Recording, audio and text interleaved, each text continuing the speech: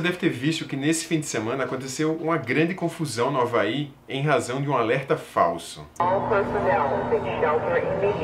Just after 8 a.m. in Hawaii, pandemonium in paradise. Hysteria triggered by a false alarm. The terrifying message screamed across cell phones throughout the state. Ballistic missile threat inbound to Hawaii. Seek immediate shelter. This is not a drill. O aviso tratava de um míssil que estava a caminho do Havaí e isso gerou uma grande confusão e isso foi causado por um erro de interface. Isso foi causado por um mau design. Então hoje eu queria falar com você sobre mau design. O que faz com que a gente julgue um design entre bom ou ruim depende sempre da perspectiva do usuário. É esse olhar do usuário que vai mostrar pra gente se nosso design é bom ou ruim. Esse aqui é meu home office, você já conhece, e eu tenho aqui um exemplo de mau design que eu só descobri pelo uso contínuo do espaço. Eu estou usando esse espaço aqui já há algum tempo suficiente para perceber que esse puxador aqui é um exemplo de mau design. Ele até passa a mensagem que essa não é uma porta para empurrar nem para puxar, essa é uma porta de slide, de deslize. Essa missão, esse puxador até cumpre, mas ao longo do tempo, quando você usa, você percebe que ele poderia ter uma pega melhor, ele poderia ser maior, ele poderia dar uma experiência de abertura mais fácil. Então o erro aqui é a gente sugerir soluções sem conhecer muito bem o uso, a experiência de uso das pessoas. E provavelmente foi isso que aconteceu no Havaí. If a nuclear missile is launched from North Korea, that's where you're going to find out? That's right. They'll receive a call and make a decision to activate the statewide siren system. Alguém sugeriu uma solução sem ser de fato usuário daquilo ou sem ter verificado como os usuários iam se comportar com aquilo. A gente até pode fazer soluções a partir de estudos de outras pessoas, ou seja, alguém já estudou um determinado aspecto cognitivo de uma interface e ele estabeleceu regras.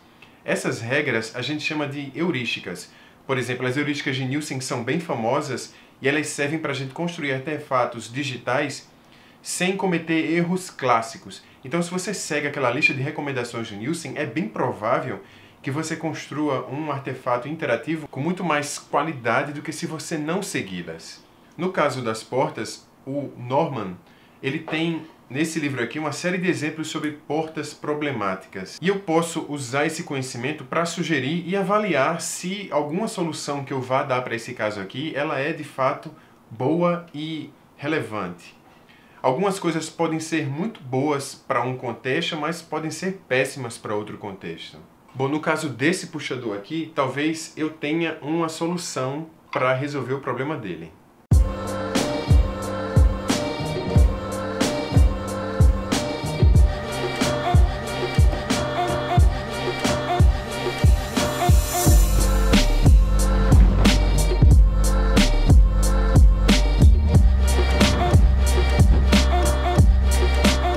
Agora, essa solução que eu dei aqui, ela é boa para o meu contexto. Talvez em outro contexto, em outro uso, essa porta e esse puxador seja uma péssima solução de design. Por ter lido esse livro aqui do Norman, ele menciona muito sobre portas problemáticas, eu sei que esse tipo de puxador, ele sugere uma porta que precisa ser puxada e não empurrada para o lado.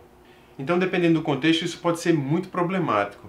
Em locais onde passem muitas pessoas, sem dúvida as pessoas vão ter problemas para abrir essa porta com esse tipo de puxador aqui. Já para o meu contexto, que apenas eu uso esse espaço aqui, eu sei que essa porta abre empurrando para lá, então nesse contexto especificamente, ela melhorou a minha experiência. Agora veja só essa torneira que eu fotografei num banheiro de restaurante. Ela é um exemplo de mau design aplicado num contexto completamente errado. Algumas pessoas podem achar essa torneira bonita, estilosa, mas para abrir, para que você possa abrir essa torneira, você precisa rodar a ponta dela. É muito difícil você deduzir isso. Tanto é que colocaram uma instrução para que as pessoas pudessem abrir essa torneira. Uma instrução que, aliás, é muito confusa. Eu acho que algumas pessoas tentaram girar a torneira ao invés de girar apenas a ponta da torneira. E eu passei alguns minutos tentando descobrir como é que funcionava essa torneira, como é que faria para abrir e sair água dela, até que eu descobri depois de algum tempo. Então, essa torneira, talvez num banheiro particular, ela seja uma boa solução, porque as pessoas vão saber como é que ela abre sem passar por esse treinamento todo. Agora ali, que era um restaurante, um local de grande fluxo de pessoas, Daí essa torneira já se tornou inadequada, ela passou a ser uma má solução de design para aquele contexto. Sim, eu estou dando exemplos sobre o mundo físico e esse aqui é um canal sobre design digital, que é a área que eu atuo, mas veja como essas questões que eu mencionei, elas têm uma relação muito próxima com aquele erro que aconteceu na interface digital lá no Havaí. Então a gente tira a lição de que soluções de design elas são boas ou más, dependendo sempre dos contextos, de como as pessoas vão usar e se aquilo está de fato aprimorando uma característica, resolvendo algum problema. É apenas a partir dessa perspectiva que a gente pode avaliar um design como bom ou ruim. E errar é normal, assim, a gente precisa sugerir, ver que errou para poder aprimorar alguma coisa. Inclusive esse vídeo aqui todo eu estou gravando pela segunda vez, porque o primeiro eu configurei errado alguma coisa no microfone e ficou um áudio péssimo, assim, estourado. Então eu resolvi gravar esse vídeo todo de novo e agora eu vou editar ele para poder lançar.